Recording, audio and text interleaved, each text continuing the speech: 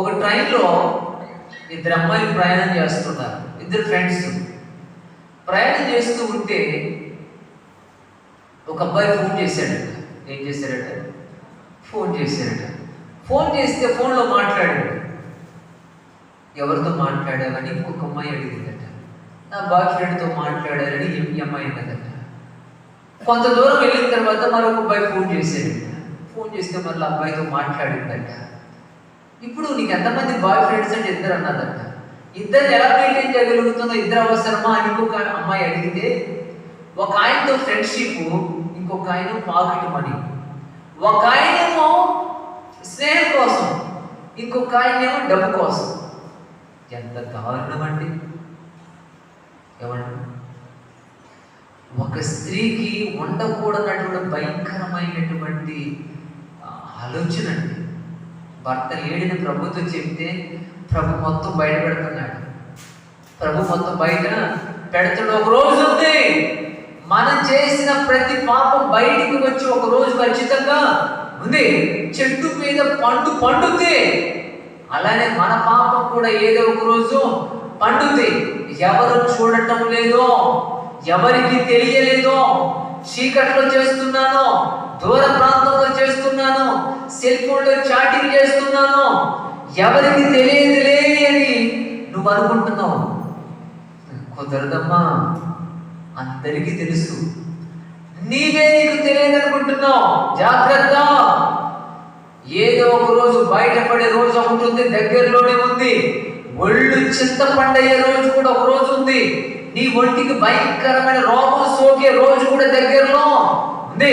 కట్టుకున్న భర్త ఉంచుకొని పనికి మాలిన పనులు, కట్టుకున్నటువంటి భార్య ఉంచుకొని ఒళ్ళు కొవ్వెక్కిన పనులు, దిగజారిన పనులు, దుష్టక్రియలు.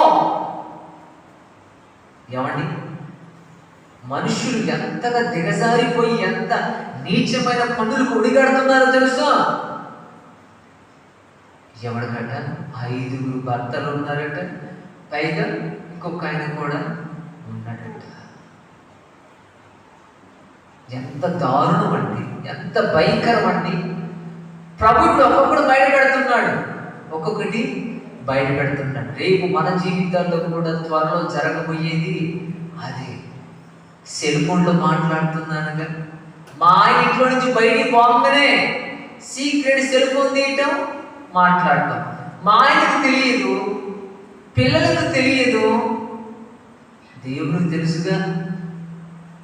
దేవుడికి తెలుసుగా. ఈ విషయం చెప్తే ముగిస్తాను.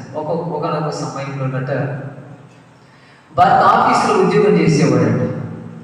నేను ఆఫీస్కి వెళ్తున్నాను కదా, అసలు నా భార్య ఇంట్లో ఉండి ఏం చేస్తుంది అని ఆలోచన వచ్చిందట. ఎవరికి? భర్తకు ఆలోచన వచ్చింది. భార్య గురించి ఎంక్వైరీ చేయాలని ఆలోచన వచ్చి ఏం చేశాడంటే సెల్ ఫోన్ కొనిపెట్టాడు. ఎవరు? భర్త. భార్య అనుకుంటుంది కదా, మా ఆయన ఎంత మంచోడు, ఎంత బంగారం, సెల్ ఫోన్ కొనిపెట్టాడు. సెల్ ఫోన్ కొనిపెట్టిన తర్వాత దాంట్లో సిమ్ వేశాడు. ఈ నెంబర్ తను ఫీడ్ చేసుకున్నాడు. చేసుకున్న తర్వాత ఇలా ఫోన్లో మాట్లాడడం ఇవన్నీ జరుగుతున్నాయి. అయితే ఒకరోజు ఈ భర్త ఇంకొక సిమ్ కొనుక్కున్నాడు, ఏమిటి తెలియకుండా. సిమ్ కొనుక్కొని ఏం చేశాడు తెలుసా? చిన్నగా ఒకసారి ఫోన్ చేశాడు, హలో. ఇప్పుడు ఆ ఫోన్ ఎత్తి బోలో ఏంటంటే ఆయన హలో, ఏమో బోలో, హౌ ఆర్ యూ, ఇంతే కదా. అలా జరుగుతున్నటువంటి పరిస్థితి. చిన్నగా భర్త ప్రేమలోకి దించేశాడు. ఎవరిని? భార్యని. ఈ సంగతి భార్యకు తెలీదు, ఎవరు వేరే వ్యక్తి అని అనుకుంటుంది. ఇక రోజు భర్త ఎప్పుడైతే ఆఫీస్ నుంచి వెళ్ళిపోతాడో ఫోన్ వ్యవహారం జరుగుతుంది. ఎవరికి? ఈవిడికి, భర్తకి. ఈవిడికి ఏమో భర్తల సంగతి తెలియదు, ఆయనకు మాత్రం భార్య సంగతి తెలియదు. భర్తకు అర్థమైపోతుంది, ఓహో మా ఆవిడ పెద్ద ముదిరే, నేను ఇన్ని రోజులు అనుకున్నాను మంచిదేనే, ఇంటికి వెళ్ళాలని పడ్డాడు, భోజనం పెడుతుంది కదా, మంచిగా చూసుకుంటుంది కదా, పర్వాలేదు కదా అనుకున్నాను, చరిత్ర బాగానే ఉంది కదా. ఇప్పుడు ఎక్కడికి వెళ్ళిపోయిందంటే పరిస్థితి ఎక్కడికో వెళ్ళిపోయింది. ఇక నువ్వు లేక నేను లేను, నేను లేక నువ్వు లేవు. నిన్ను చూడకపోతే నేను ఉండలేను, నేను చూడకపోయినా నేను ఉండలేను. హృదయం ఎక్కడుంది? హృదయం అంటే ఎక్కడుందంట? ఆయన చుట్టేమో ఏమ హృదయం తిరుగుతుంది, ఏమ చుట్టేమో ఆయన హృదయం తిరుగుతుంది. పోయి ఏదైనా గోడ గుద్దుకుంటే దరిద్రం వదులుద్ది. తిరుగుతూ తిరుగుతూ ఉంటే ఇక లాభం లేదని ఈ వీటన్నిటిని భర్త ఏం చేస్తున్నాడు? రికార్డింగ్ చేస్తున్నాడు. ఏం చేస్తున్నాడు?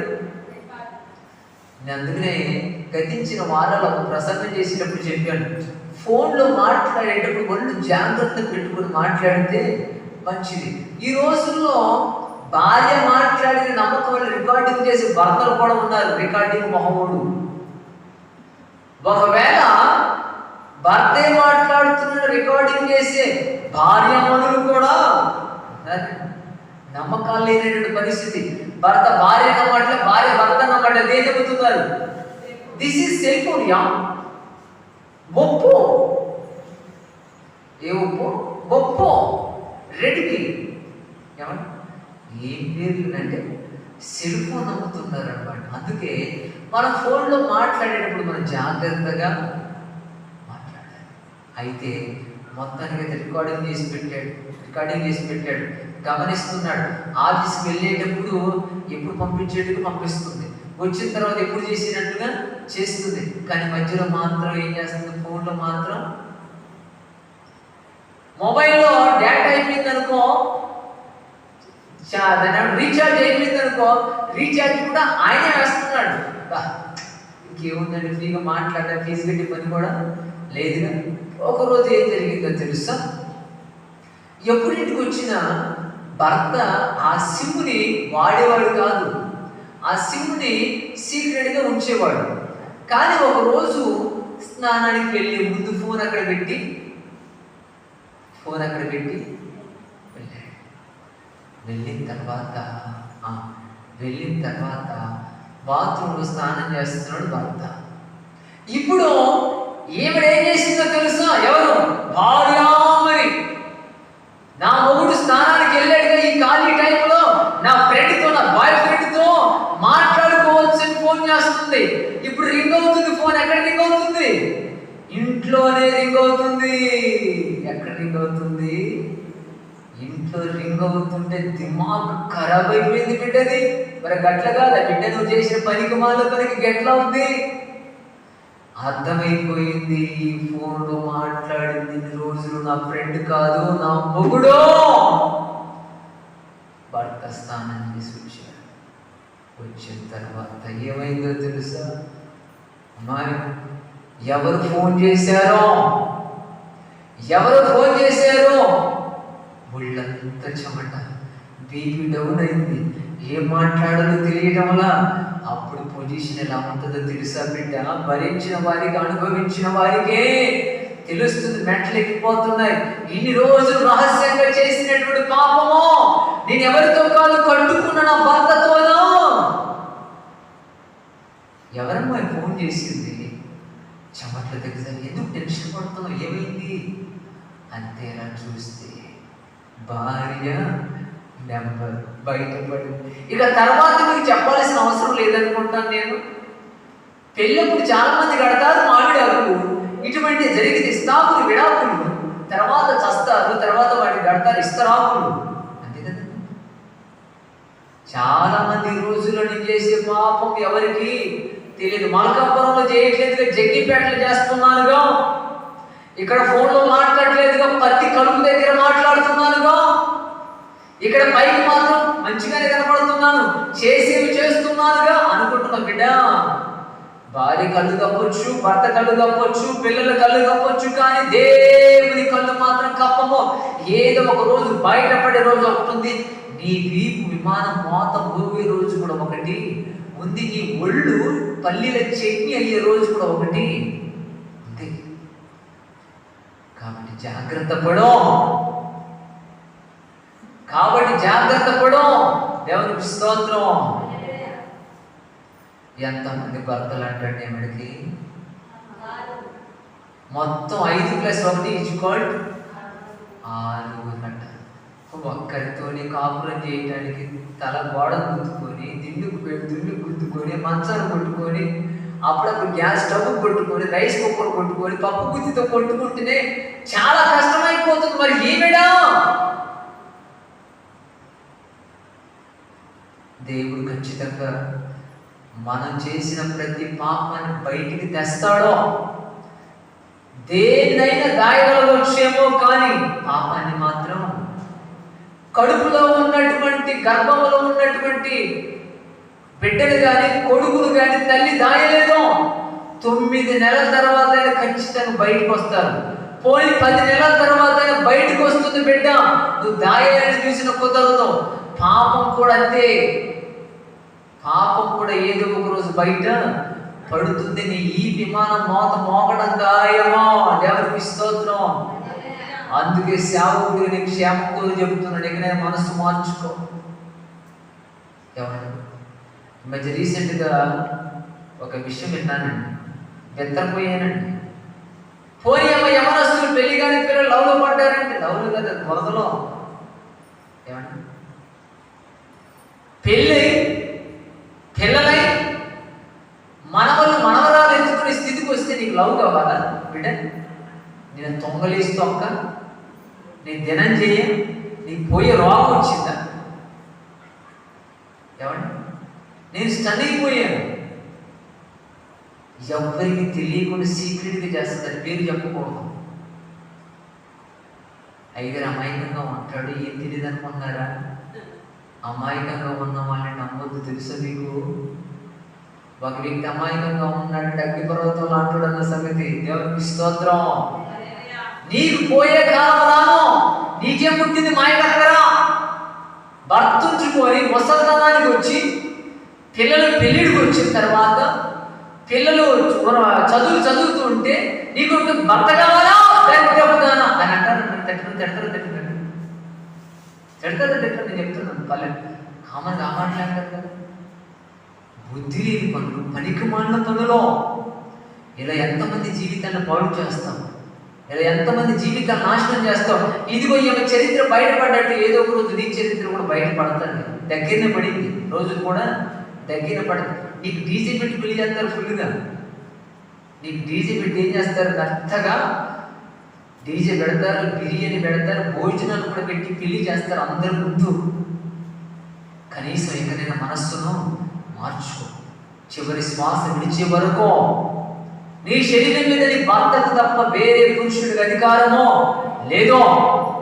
చచ్చిపోయేంత వరకు భార్యగా నీ శరీరం మీద నీ భర్తకు తప్ప వేరే వ్యక్తికి అధికారమో లేదు, ఉండకూడదు. బైబిల్ చెబుతుంది. దేవునికి స్తోత్రం. అందుకే చేసిన ప్రతి పాపాన్ని ఒప్పుకో. ఎక్కడైనా బుద్ధి తెచ్చుకొని మనసు మార్చుకో. క్షమించమని అడుగు. దేవా, నా చరిత్రను బయట పెట్టావా ఈరోజు సేవకుల ద్వారా. మనసు మార్చుకుంటానయ్యా, సరి చేసుకుంటానయ్యా. ఇక పాపము జోలికి మరల వెళ్ళనయ్యా.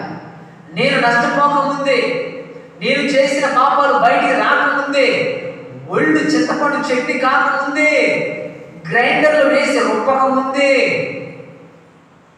క్షమించమని అడుగుతానయ్యా. వాటితో పాటు శత్రువులు కూడా క్షమిస్తానయ్యా. ఎవరైతే నన్ను బాధిస్తారో వారి కొరకు కూడా ప్రార్థన చేస్తానయ్యా అంటావా? సరే బిడ్డ. లేకపోతే నీ పని మిక్సీలో దోశ పిండి అవుతుంది. ఏమవుతుంది? మిక్సీలో దోశ పిండి అయినట్టు అవుతుంది. మనసు మార్చుకో. ఒకవేళ నువ్వు చేసిన పాపాన్ని బట్టి శిక్ష రాకముందే క్షమించమని అడిగితే, ప్రేమ కలిగిన దేవుడు నీ పశ్చాత్తాపాన్ని, నీ కన్నీరును చూసి క్షమిస్తాడే. లేదు, పర్వాలేదు, ఆరోగ్యం ఉంది, కండలు ఉన్నాయి, కొవ్వు బాగా పెరిగిపోయింది, తిరుగుదాం, గాలి తిరుగులు, ఓరకొక్క తిరుగులు తిరుగుదాం అనుకుంటావా? రోగం ఏ రూపంలోనైనా రావచ్చు. కండలున్నాయి, ఎత్తు తిన్నడు తింటున్నావుగా, సరైన పనిపాటు లేదుగా, తిన్నది కనీసం అరగటం లేదుగా, కొలెస్ట్రాల్ బాగా పట్టుందిగా. అరగదిస్తాడు ఎవరో. దేవుడో ఎట్లా తీయాలని బాగా తెలుసు. కనుక మనసును మార్చుకోకపోతే ఎయిడ్స్ రోగం వచ్చిందనుకో, ఇక ఎముకలకు ఎక్స్రే కూడా అవసరం లేదు బిడ్డ.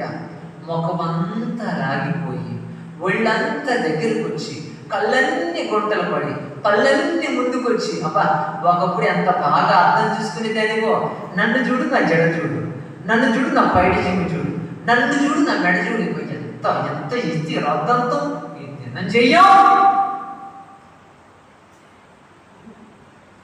తీరా ఎయిడ్స్ రోగం వచ్చిన తర్వాత మమ్మీ ఏ సబ్బు వాడుతున్నావు?